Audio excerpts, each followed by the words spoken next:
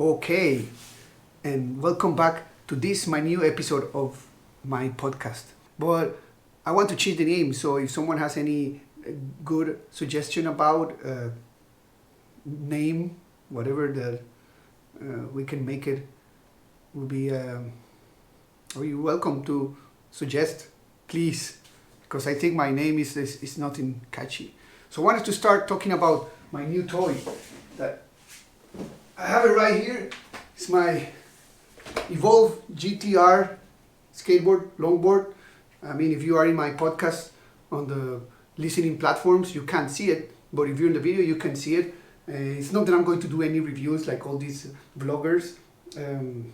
I think I don't have the skills yet, but what I'm saying, like, I just got this one. It's pretty decent toy. You can go anywhere you go with these 175 tires. You don't have to worry about too much stuff.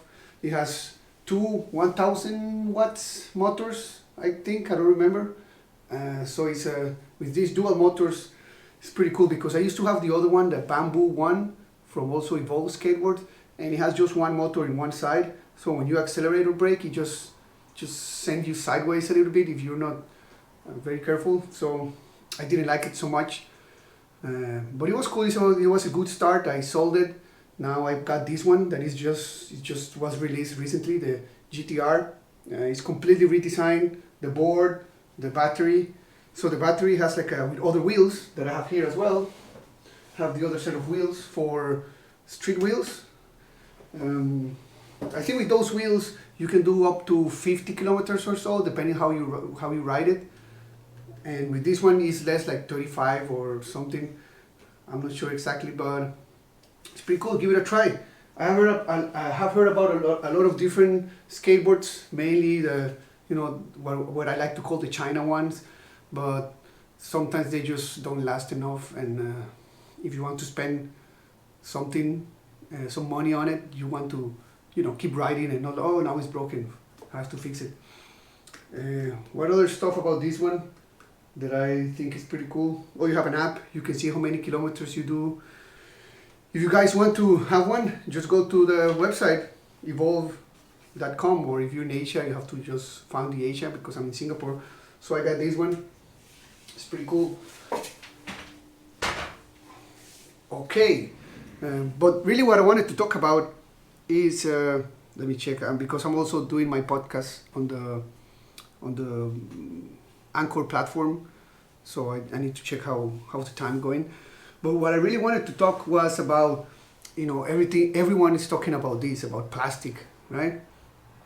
And then I was thinking, like, I recently went to Costa Rica, and I was thinking, because of my mom, she has a place of the house that is full of plastic bottles and all kind of plastic, and you have to wash it, you have to separate it. This plastic is a bottle, then here this plastic is envelope, so it's here, because the people who do the recycling, they have to, they tell you have to separate in different type of plastics and wash and blah, blah, blah. So it's a lot of work. And then at the end, my mom has a very beautiful house, and this corner of the house, it looks like a dumpster. It's just all kind of trash everywhere. And I was thinking, cool, man, we are doing our job, our part to make this place a better place, to pollute less, and just try to fix what we are breaking now. Like, but then I was starting to think that, I mean, why is just us as consumers, we have to think about how to dispose. And what about all the companies who make the plastic, like whatever, Coca-Cola or beer companies or Nestle or chocolate factories, whatever. I don't have anything about any of these companies, but everything that they do, they sell it in plastic, right? So they sell in plastic, we bought it, then we have plastic, then we can't do anything about it. So it's not part of their responsibility as well, and at the end, who's helping me or who's helping my mom to clean all these bottles? Who's in charge of this recycling initiative is not any of these big companies that is selling us plastic, you know. So that's one thing. The second thing is, how do you consume? For example, I live in Singapore and I am from Costa Rica, and in these two countries, the water that we have from the faucet, you can drink it, you know. So why are you going to buy bottled water? I think it's just that stupid. I mean, you can just have like a clean canteen, you know, these brands. I used to have one here. I don't know where is it. We just have one, and that's it. You just fill it in your house or in your office or a friend's house or wherever you go. Even you can go to a place and, hey, can you give me some water? They will not charge you. I mean, if you go every day, probably. So that's the thing, you know. I don't think it's smart to buy water in these countries. Of course, other countries, because the water is not potable, drinkable, then yes, you have to buy. But there should be a different way. So my point here is, we need to find a way to consume smarter as well. Like, what do? You buy water, you have the water, then you throw it away after you drink the water. So that's not smart at all. So that's another point, right? And so then it brings me to the third point of this. What about, I mean, talking about these companies who do things that come in plastic wraps or envelopes or bottles, you know, why? I mean, what is the purpose of a government? And I was looking on Wikipedia and internet, and I read that, let me see, one of the interesting things says that, for example, in Quora, I found, I mean, that you find internet doesn't mean that it's true, but I mean, let's put it this way, and then you tell me. It says that the most important function of a government is creating laws for the betterment of society, and its second function is to enforce those laws. You know, so this what I want to say with this is, like, if a country has a problem that is full of plastic and all kind of things that contaminate, like if countries like US, let's put California as an example. California has a lot of pollution emission for cars, so their policies regarding car emissions are very strict. So cars who go to USA and they want to be sold in California, they have to comply these rules. So why these countries, that should be a lot of them, they don't come with some policies that companies have to comply? Let's say, you know, we come and say to this drink company, the drinks company who sells water or beer or whatever that is they sell, why do they tell them, hey man, yes, you can sell your drinks in my country, but you can't sell it on plastic bottles, for example? I mean, I know it sounds hard, but it's an idea. Or they say, okay, you can sell it, but you have to come with a program that you have to retrieve those plastics and do something about it. Because at the end, they just come, they sell, they pollute, and the problem comes to us, to the consumers. So that's not nice. Let me check. I found something on Wikipedia. Let me see what Wikipedia says. The government is a means by which organizational policies are enforced, as well as mechanism for determining policy. So what is the only purpose of a government? The only purpose of a government is make laws and enforce the law. Which laws? Laws that will make us better as a society. With all this trash, it's not helping, and they are allowing all big corporations to do it, and at the end is our job as consumers to fix it.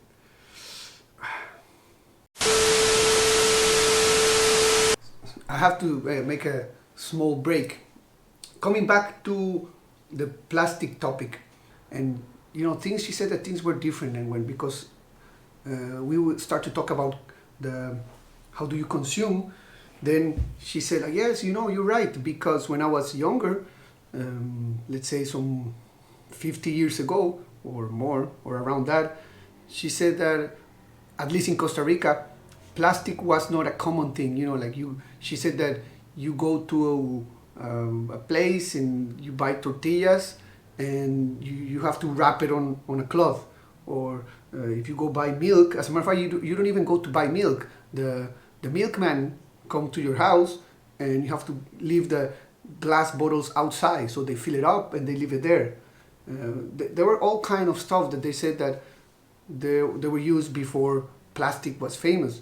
Then plastic started to be more commercialized in any way. I remember even the Coca-Cola or any drinks that you got, they were in a glass bottle. So yeah, my mom was saying that then the plastic started to be famous, and it was like a big deal. Like, wow, now you don't have to break glass and dangerous. So they start to sell this idea that plastic was good. So like plastic bags to go to the supermarket, because before not because in Costa Rica there were not even like supermarkets. They were like more like markets, like open markets, or you have to go to buy the vegetables in a place, the meats in the butchery, then other stuff somewhere else. That's where you have to do it all the time, right? Hold on. So she remembered when plastic was not all over the place, and she told me something that when the plastic started to be famous in Costa Rica, and one of her friends had a mom or something that they bought plastics, and when they do the laundry, in order to keep the clothes fresh and clean, she was taking like one shirt, put it inside a plastic bag, fold it nicely, put it in the closet, and like that, because it was like this marvelous material, right?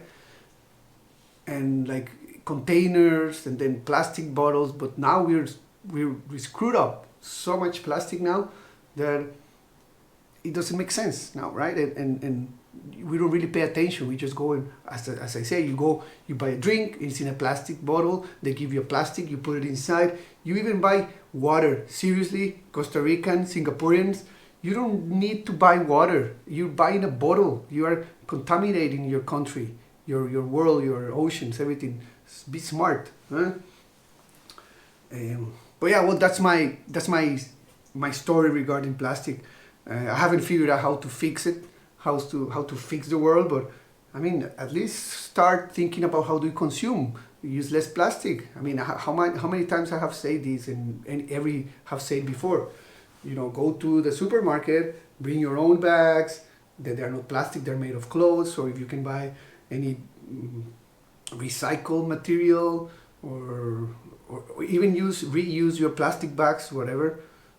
Just find a way. I mean, if it's not so easy to recycle, because also recycling has a carbon footprint that sometimes we're not sure what is cheaper, if to recycle or just do something else with the plastic. Because if you recycle but you contaminate more in CO2 emissions, then I don't know if you're doing something positive, right? But well, that's what I have to say for now regarding that topic. And then something else that it was funny that I was seeing yesterday is I was watching again Joe Rogan podcast with Neil deGrasse Tyson. Who doesn't love that guy? This astrophysics stuff, I love it. So they were talking about water, right? And how water is like fundamental for life. And they just start talk about like why not everyone is removing take the water from the sea, do desalinization process, and you have clean water again. So he started explaining the whole pattern of water, right? That the water from the ocean is salt water. Then he said that all this water is solar power, right? The cycle of water, or even the hydroelectrical plants is somehow solar plants, because we make we flood a valley, then we have the dam, but how do we put the water there? At the beginning you have to flood it with rivers or wherever you do it, but then to keep that the level of the water there, how is this? Well, we need rain, and rain works in the way that the sun hit the ocean, then the great clouds, and it goes to land, and then it rains, and then you have not salty water anymore, and then you create electricity. So it's hydroelectrical power is somehow solar power, as per Neil deGrasse Tyson words, not mine. But what we're talking about here is about water that you can have these desalination plants, and they were not talking. They said that it's not very common, but at least in this side of the world, in Southeast Asia, Singapore, it's common. We do it here in Singapore because we don't have water. We have to bring it from Malaysia, but then we have desalination plants that I think is called water reclamation plants. But also we recycle the water, so we take the water from shit and then we make it drinkable. All right, but the interesting topic again that they were talking about is that also you can you can drink your own pee. You do the same. You boil the water, then you have to condensate the water back. Then you separate the good from the bad. You have the water. You can drink it, right? And then they start to say all the water, all the molecules of water, because of this cycle happening forever. He says that all the water that you're drinking, it has molecules that have passed through Abraham Lincoln or any famous person that you can imagine. So I was like, wow, that's mind-blowing. I think, Joe Rogan did the same face, like, oh man, yes, you're right. Imagine I'm drinking water that has molecules that they pass through Genghis Khan or Joan of Arc, or goes to places like in Alaska, or it's very interesting. And they said the same about the molecules of air. Like everything that I have, all the oxygen that I inhale, then I exhale, then it goes purify, and then all the molecules of air that I inhale, they pass through, again, any of these people, like millions and billions of people who have been living this earth for, I don't know, well, depends which religion you ask, but some of them said that it's like around 5,000 years. But of course, if you talk about more scientists, it says billions of years that have been people breathing. I would not say people, like, that didn't sound good, not people. Living beings, like animals or whatever type of life that just breathe air. So that was pretty interesting too. Like when you listen to this podcast between Neil deGrasse and Joe Rogan, is like sometimes it's like mind-blowing. So it's very recommended. I would recommend you to listen to those podcasts, and I would recommend also to listen to my podcast. And please, if you have any good ideas about a name for my podcast, please let me know.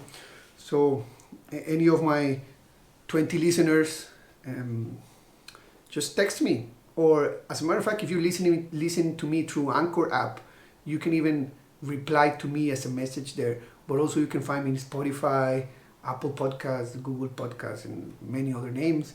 And I'm going to upload this on YouTube. And sorry of the sound. I still figuring out how to put my mic, but my mic for my camera is pretty good. The mic for my app for my podcast is not that good, but is what I have now.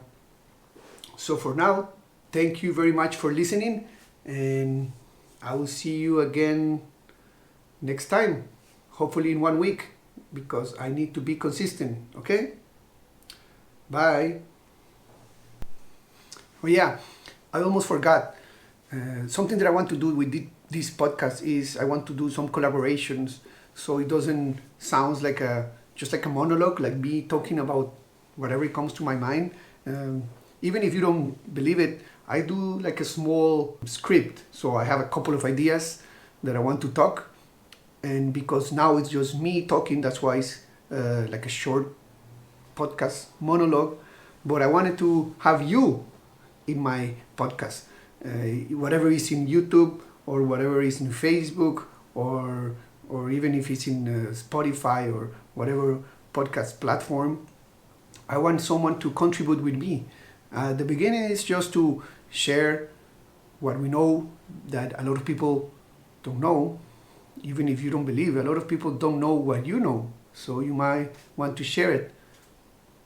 And it's fun also, and it makes better relationship with people. It bonds people, it makes people think, and at the end might give you some purpose. Who knows? You might be happy doing podcasts more often than playing video games or watching Netflix. So yeah, that's what I wanted to say.